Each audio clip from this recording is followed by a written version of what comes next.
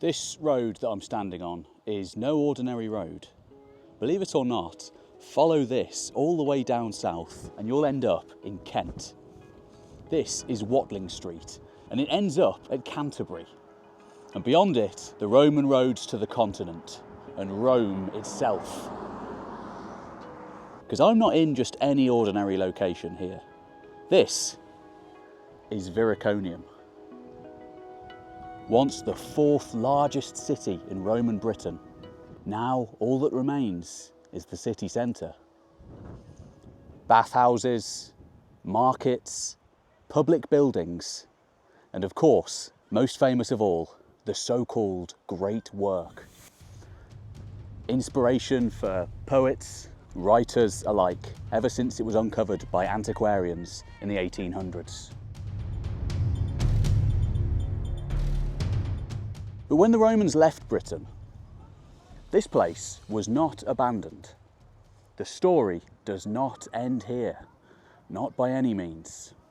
Because here on the Welsh borders, seen now in disparate churches, castles, early medieval fortresses, one of the most powerful sub-Roman kingdoms of all would arise. This is the story of Powys. Let's go.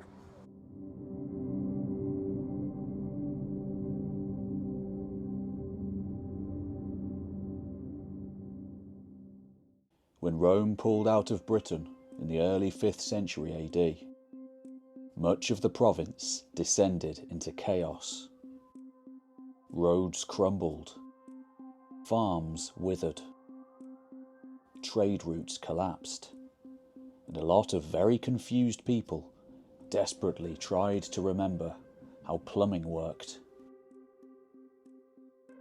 As the lights of civilization dimmed, written knowledge, the economy, and much of the previously flourishing society was scattered to the wind. But from those ashes, a new way of life would emerge. Kingdoms would arise again. If civilization were to collapse again in our time, would you know how to rebuild it? Yeah, me neither. That's why I've been reading this book. This epic book called The Book. This is nothing less than a modern guide to doing exactly what the Kingdom of Powys once did, only with better diagrams. It's part history lesson, part survival manual, and 100% useful if you ever wake up in a post-apocalyptic Britain and need to literally reinvent the wheel. Here you have step-by-step guides on growing food, building shelter, purifying water, and even creating energy from scratch. All explained with brilliant diagrams, illustrations, and a bit of scientific know-how. Just think what the people of post-Roman Britain could have done with this in the 5th century AD. As we see time and time again throughout history, every age of collapse has its builders, those who pick up the pieces and start again. And maybe, just maybe, the next one could be you. It's beautifully designed too. Part survival guide, part coffee table art book. Perfect for anyone who likes history, science, or just being ridiculously well prepared. Even if the apocalypse doesn't happen, I now have an excellent how-to guide to make my own cheese, wine, and even build up my own farm. Not to mention finding water in the wild and making a fire. So, if you or someone you know fancies learning how to restart civilization from scratch, or just impress your friends by knowing how to forge an axe, then this book is for you. Just click on the link below and get your order in using the promo code PeteKelly10 for 10% off before everything falls apart.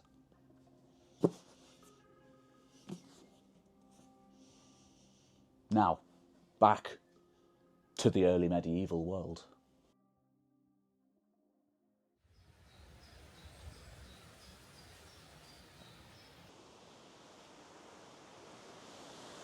Well, hopefully you can hear me. It is extremely windy today, so I'm not sure if you can hear me. But if you can, I've walked a little bit further down the road from Viriconium Roman City.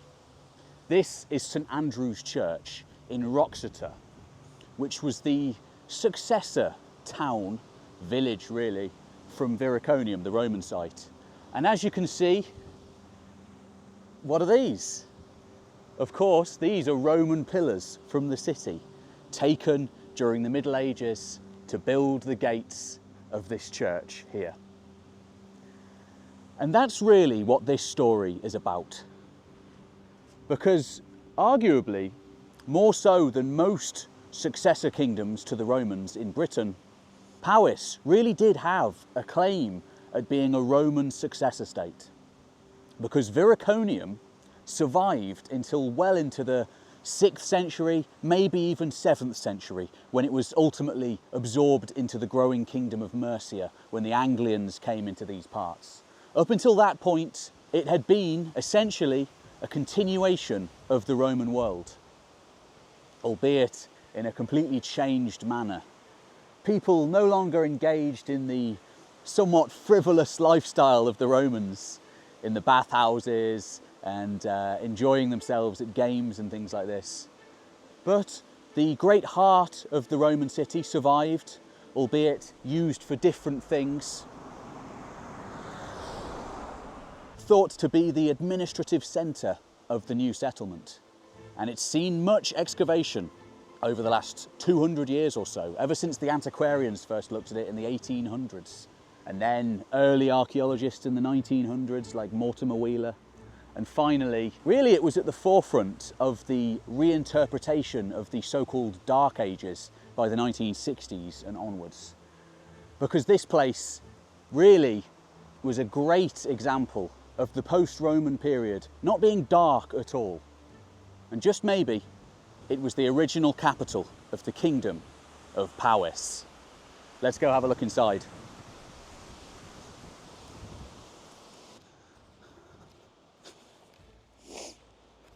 Now, look at these blocks over here. They don't exactly look like standard church blocks. So this is a great example of reusing, recycling what the ancients had to offer. Because these early medieval people, of course, reused what they had from the Roman world. And why wouldn't you? But this story begins long before the early Middle Ages.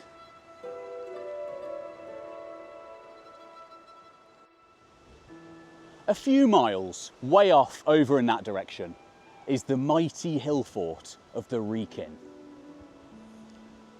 Etymologically linked to Viriconium and Wroxeter Roman city, it is an integral part of Shropshire folklore, going round the Wrekin, having made its way into the English language anywhere in Britain, it being a way of saying going the long way round essentially. And you can see the Wrekin from pretty much everywhere in the county.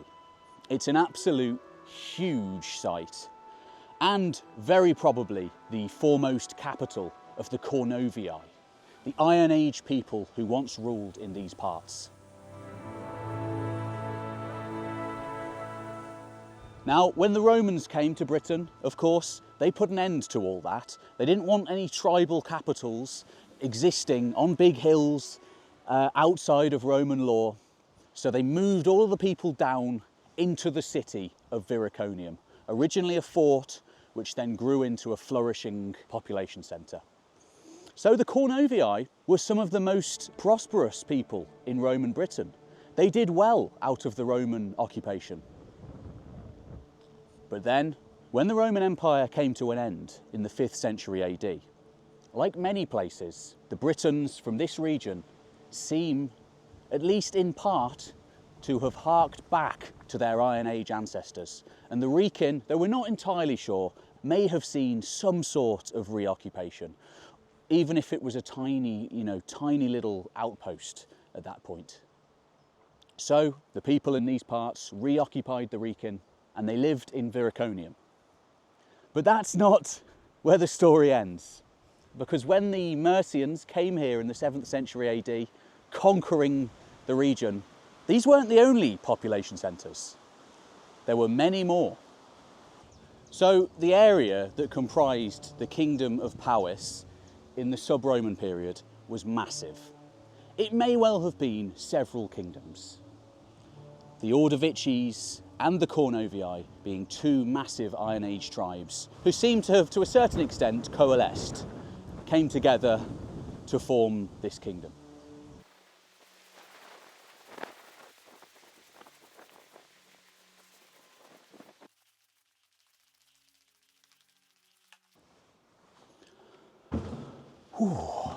Well, I've come inside St Andrew's Church to escape from the wind.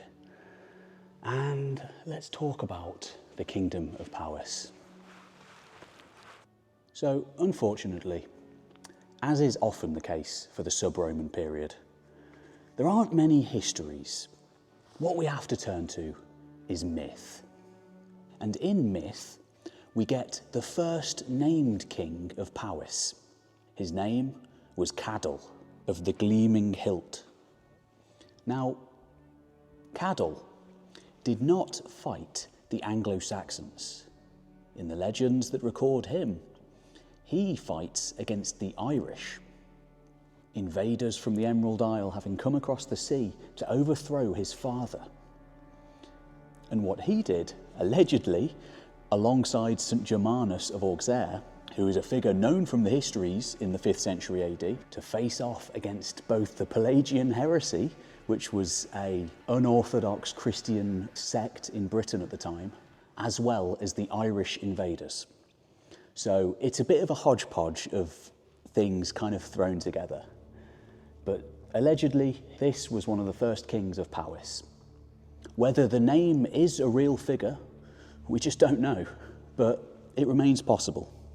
And everybody who came after in Powys certainly thought he was real. They traced their heritage back to him, and ultimately before him to Vortigern, and then the famous Magnus Maximus. So kind of all of these figures of the 4th and 5th centuries in Britain, these foremost figures, they were linked to Powys. And this is illustrious heritage. By the 9th century AD, when a pillar was erected on top of a Bronze Age cairn, quite a few miles northwest of here, to commemorate a king called Eliseg. We know it now as the Pillar of Eliseg, although it was erected by a guy called Caingun for his ancestor. Vortigern was also commemorated on this pillar. And such is the mystery of this kingdom that it covers such a huge geographical area, but we know so little about it archaeologically. The Pillar of Eliseg being one of the only written sources on the landscape. And it's a completely unique source as well. Really fascinating place, that is. So not too far from the Pillar of Eliseg, there is an archaeological site called Mathrafal. Now, there was a castle here once upon a time. All that remains now is a set of earthworks. If you were driving past, you wouldn't even know it was there. But it's kind of a sorry sight when you go visit. It's overgrown, forgotten really. But that place was a capital of the kings of Powys in the later Middle Ages, until it saw its end in the 13th century, as so many other Welsh sites did at that time, during the wars of the kings of Gwynedd to take over the rest of Wales, and subsequently the English to take them out, taking away Welsh independence forevermore. And at that time, in the 13th century, there were many centres of Powys. It, having survived, resurged in power and continued for many centuries. Another one being Castell Dinas Bran, on a massive hill atop the valley of Llangollen, again north of here. It's a stunning location, and interestingly, both of those places, Mathrafal and Castell Dinas Bran, may well have earlier antecedents. They may have been fortified in the sub-Roman period. Evidence is lacking thus far, but archaeologists are searching, and they may well find it one day. Both of them are very good candidates for early medieval power centres. Possibly even kingly sites associated with dynasties, because Powys was probably many kingdoms rolled into one. Gwynedd and various other regions in Wales, in fact, being made up of many kingdoms, only later claimed to have been one united group, with the benefit of hindsight. And there are many other locations too. Over the border into what is now Wales, you have places like Caersus, where there's a Roman fort and some evidence of post-Roman occupation too. Again, there isn't much, just scattering of pottery, but it may well give more evidence in the future. The settlement of Welshpool, one of the most important in the middle of Wales, also may have post-Roman roots. It's a very old place. Certainly predates the modern town that you see today. Then we have other hill forts like Fol Fenley up in the north, and even a place called the Birth, which is in really the middle of nowhere by Baschurch. Again, a very ancient town in the middle of fields. It's unexcavated, but there's a lot of speculation about that place. Unfortunately, it's on private land, so difficult to access.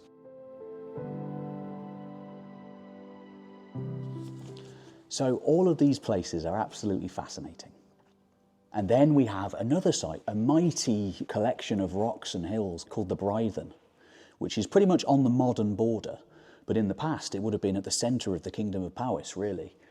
Because as we've seen, where we are now, in England, was once Wales.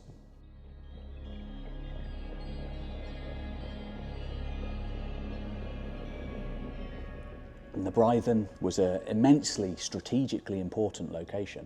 You can see for miles in all directions from that place. And you can imagine border guards controlling the routes either side. Now, interestingly, when King Offa constructed his mighty wall all the way across from sea to sea in the 9th century AD, along the more or less modern Welsh border today, it's an interesting route that he took. It's not the most obvious route that you would put a defence up. There are quite a few areas of really good farmland that remains on the Welsh side, particularly around Powys. Now, this has led many experts to suggest that there was a long-lasting kind of alliance at times between Powys and Mercia, with the Mercian king Offa allowing the Welsh to retain much of their own lands that they always had, rather than just conquering and taking over. So it may well have been kind of a mutual decision by the royal families of each kingdom to build this defence, to delineate their lands, but also to control their own people and trade and wealth passing across the border. And Offa's Dyke, recorded by the historian Asser, who was the biographer of Alfred the Great, actually seems to be much older. So the archaeology that's been done suggests that there were many defences going on for hundreds of years before that, well back into the post-Roman period, to delineate the borders between these murky post-Roman kingdoms. And unfortunately, that's about it for the evidence on the landscape. There's not much. There's not much. This is quite an amazing church, actually. You can tell it's a very old place. And there's medieval knights entombed here. Very cool. I wonder who these guys were. And so, where does the name Powys come from? Well, we don't really know. But it may come from pagus, pagan, the kind of Roman term for provincial. It may have been a term originally that was used derisively against the people from the provinces, so the country dwellers, as opposed to the urban city dwellers like in Viriconium. And it may be that when the Romans left Britain, it was ultimately these country dwellers who rose to the fore, perhaps taking over Viriconium from their bases in the countryside. Maybe they were kind of roving warlords based at some of the hill forts that we know existed at this time.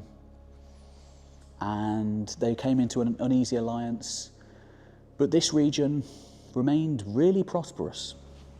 Viriconium itself is actually a good candidate for the home of Gildas, whose knowledge of Latin was unsurpassed at the time for anyone that we know. His Latin was surprisingly good in the 6th century AD. So some Romans in these parts may have been continuing to live a lifestyle that their ancestors would have lived for centuries. But alongside them, the world was changing. People were becoming more warlike. They were not investing in luxuries, in traditional signs of Roman prosperity. They were now investing in defences, in warfare, and in displays of power worn on the person. This was an age where the warband was forming, the comitatus, the hearthguard, the retainers around a king, being rewarded by wealth in return for service. Because of course, a monetary system had died out entirely. Although, even here in Viriconium, quite far away from the sea, there is direct evidence of continued links with the Mediterranean. Because like many sites all over post-Roman Britain, like Tintagel, High Peak in Devon, Bantham, and many others, there is evidence here for pottery wares coming in from the Eastern Mediterranean as far away as Constantinople, North Africa, Greece. So somebody here had retained links, at least with Tintagel and that kind of area in the southwest of Britain, if not further afield directly with the surviving Eastern Roman Empire. That's pretty fascinating. But of course, this isn't a story with a happy ending. Even before the resurgence of Powys in the 9th century, 10th century, 11th century, 12th century, in the 7th century, heroic traditions, the poems of that age, record a mighty defeat at the hands of the Mercians. The kingdom of Penguin, which is thought to be where the people of Viriconium relocated themselves to in the wake of Anglian attacks, was destroyed, absolutely ravaged, its ruling family killed, and its end was lamented in those poems for hundreds of years to come, becoming a symbol of the loss against the English, the Sassenachs, coming in from the east. Where was Penguin? Well, we don't know exactly. It could have been the Birth near Baschurch, it could have been Shrewsbury. It could have been an as yet lost location. And then, of course, by the 13th century, Powys was really becoming a puppet of the rulers of the North Welsh, the rulers of Gwynedd. And at that point, it lost its sovereignty for good, incorporated into England and eventually a much reduced county of Powys, which we still see on the maps today.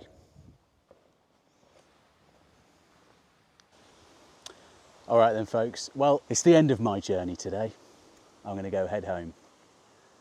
If you enjoyed this video, let me know what you think in the comments. This is a new style of video I'm working on. I'm just experimenting. It's a nice break from the 3, 4, 5, 6 hour history documentaries I usually make.